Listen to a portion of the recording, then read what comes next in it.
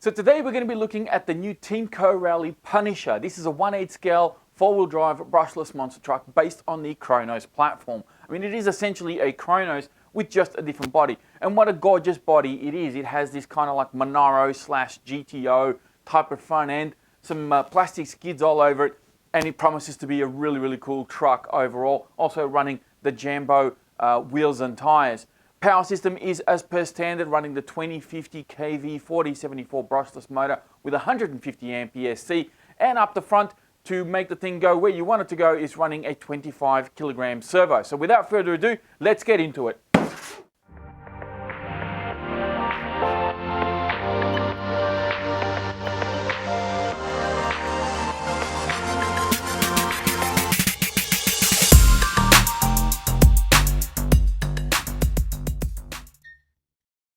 And there we go, we've got everything out of the box. So what do you get when you unbox the Punisher? You get the truck itself fully assembled and ready to go. You get the radio, and of course you get a little bag with some manuals and a little antenna tube in there that you can install on the truck.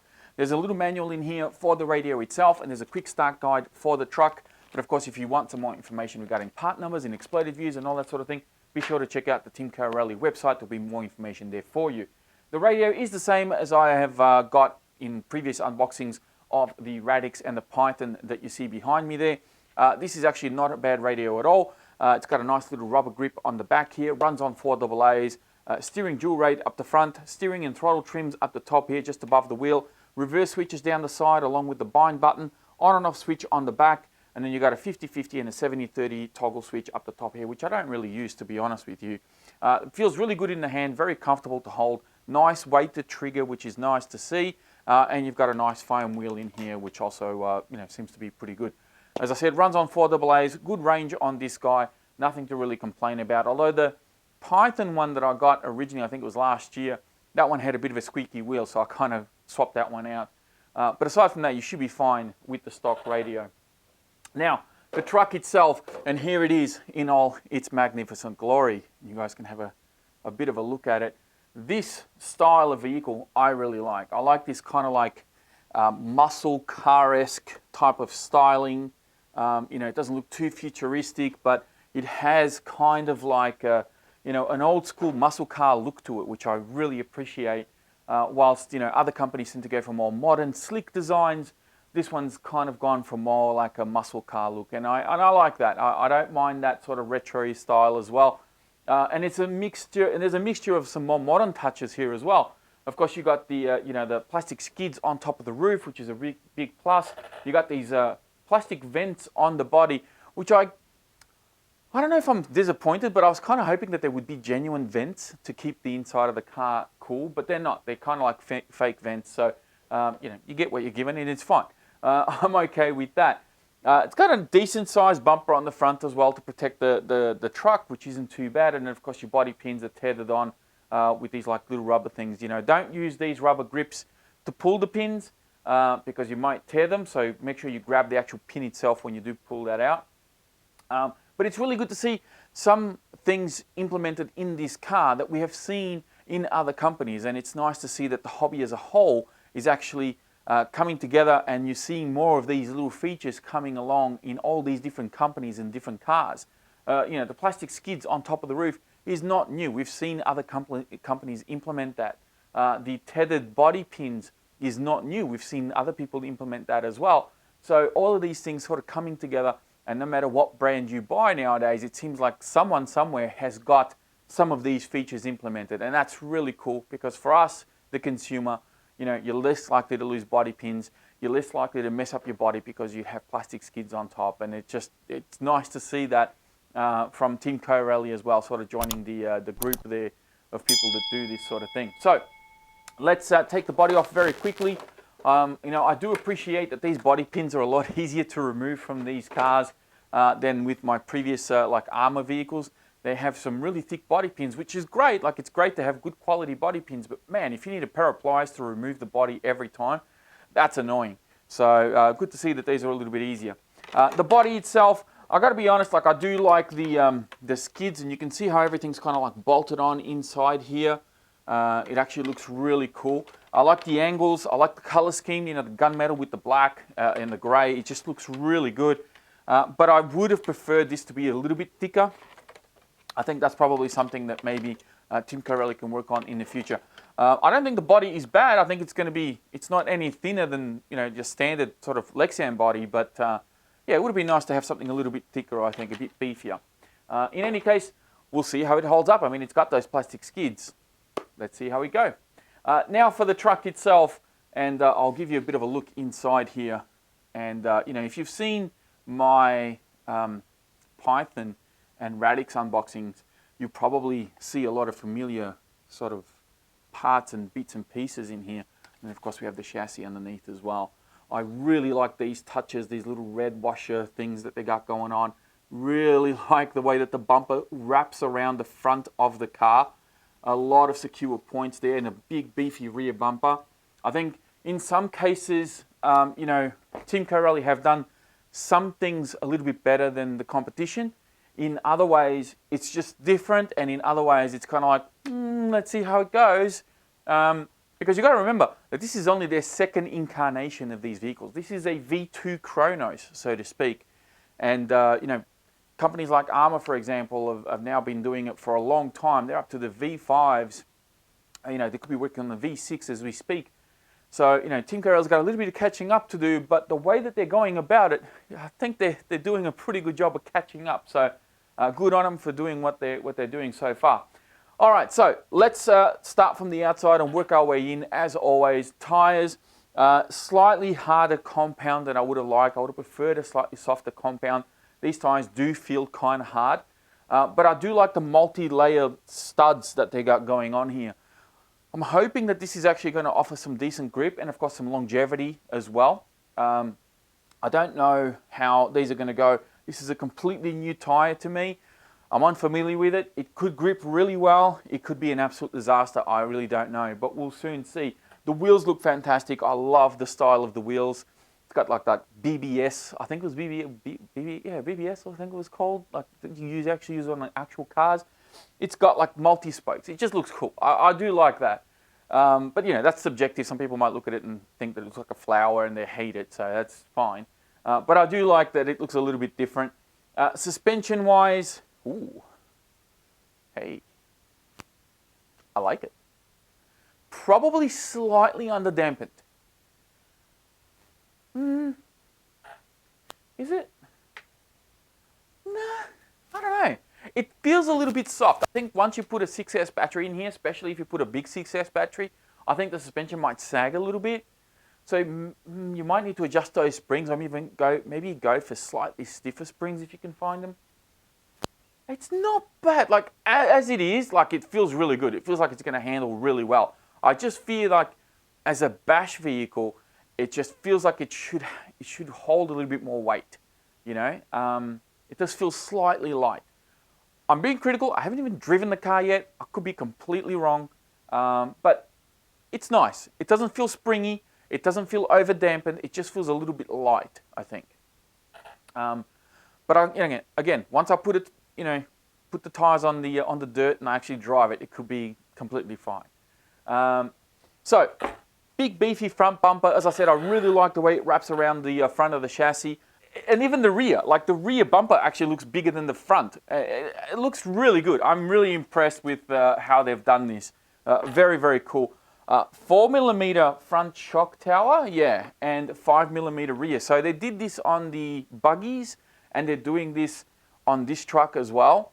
Now, the biggest difference between this one and the buggies is that there is a big chassis brace right in front here that goes from the top of the shock tower all the way to the center brace there. So it's kind of like a brace from the tower to the actual chassis brace itself, which is quite short, going from the top of the steering rack all the way to the base, just behind, or just in front rather, of the center diff. So I think that's going to be okay. Maybe. We'll see how that holds up. No adjustable body posts on here. I think I would have preferred to see some adjustable body posts, but it's fine. We'll, you know, it works, I think. We've got metal standoffs for the shocks. We've got 16mm big bore shocks as well already fitted. Front and rear sway bars already installed, which is great. Nice beefy A-arms all the way around. And then of course these A-arms have got these little holes here where you can actually get some carbon fiber bits and actually screw them to the arms to make them even stiffer. So this is something that I saw. Thunder Tiger did this a while ago with the Bushmaster, I think. And I think that was the race version of the Bushmaster. And you could actually, or was it the standard one? I can't remember now. Anyway, you could do that with the A-arms and put these little plastic bits in there. I think Proline also had some arms for, I think they currently have some for the X-Max, and they had some for the Slash as well, where you could put, you had a black plastic arm and then they had this grey, different plastic grey thing that you could put on top to stiffen the arms up a little bit. So this is not a new concept. It is nice to see that they've actually, given you that option as well if you do want to beef up your truck even more.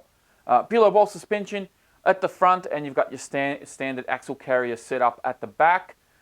We have, of course, a 25 kilogram steering servo at the front here with an aluminium servo horn.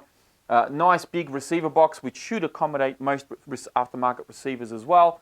And then, of course, you've got this little cover, which they've changed on these cars, on the monster trucks. I don't know if they're changing these on the buggies as well.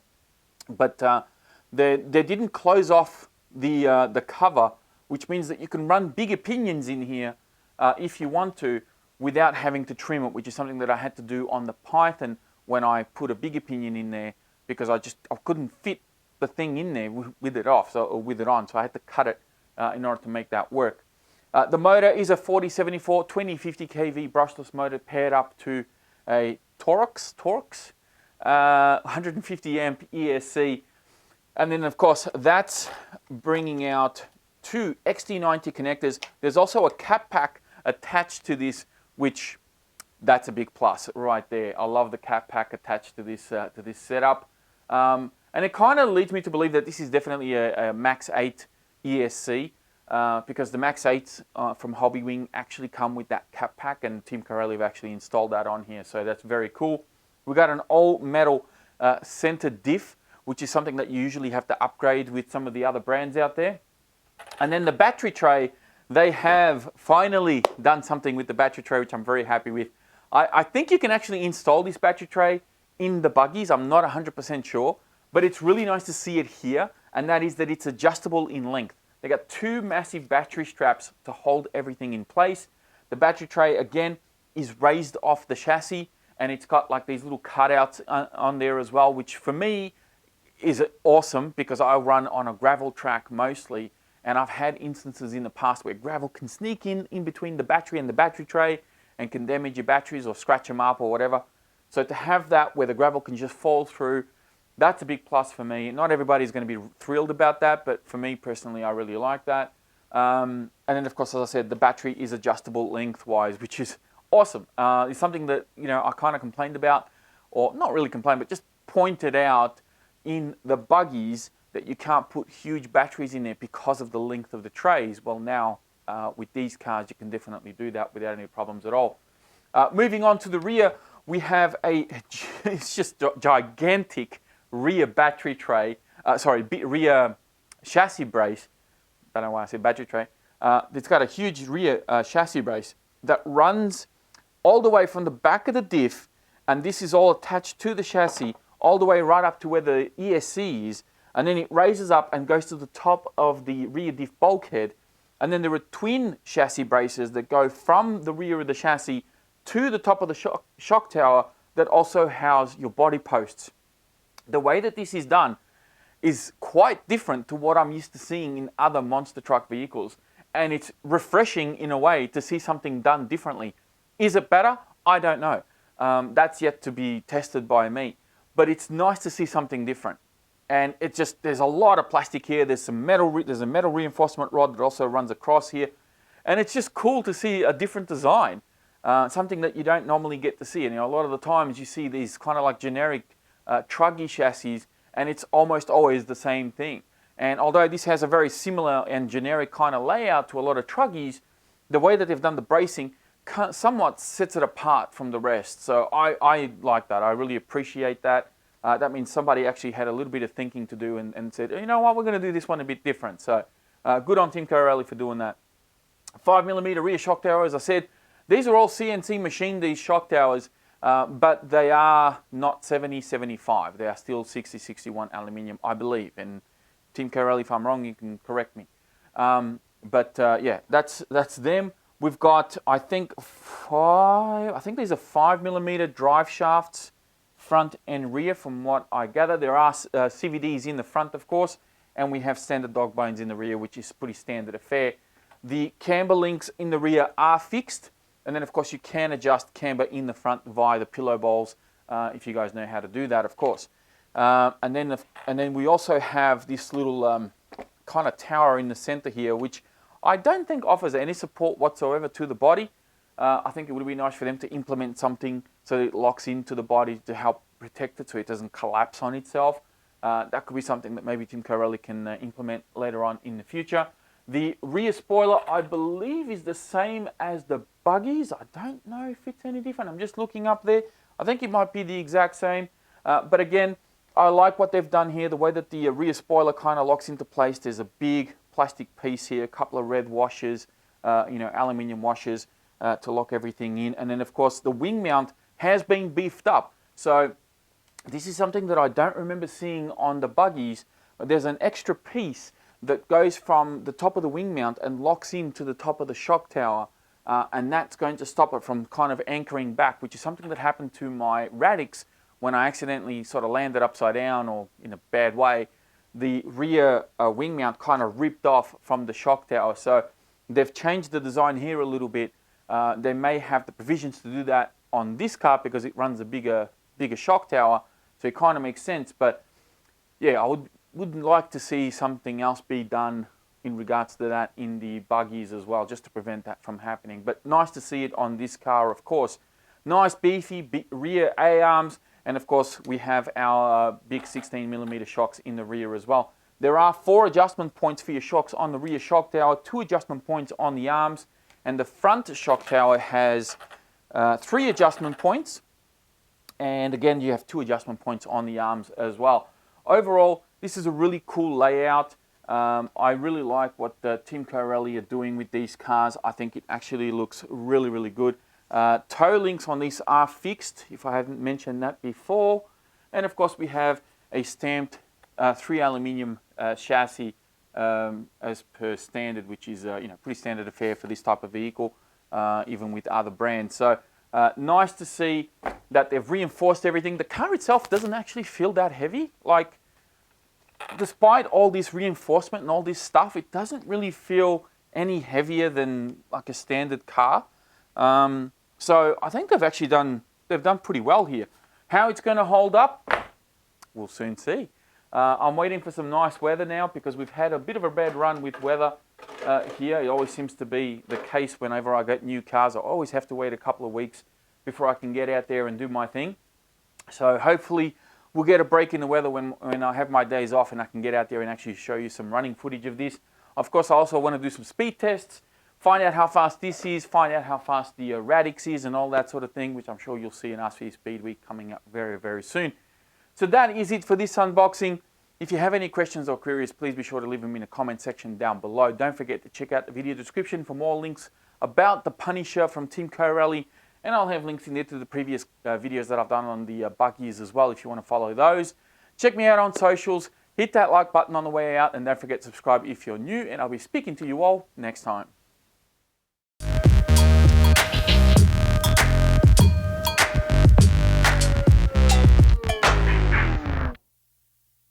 Hey, it's Vaz here from Aussie RC Playground and welcome to another unboxing. Hey, it's Vaz here from Aussie RC Playground. Without further ado, let's get rid of this guy. So, let's get rid of the box. Drake, stop. Run you through some of the features that it has. I'm going to turn my dual rates up until they actually stop turning. Just think about that for a second. Well, I need a moment. I'm sorry. I need to take 5.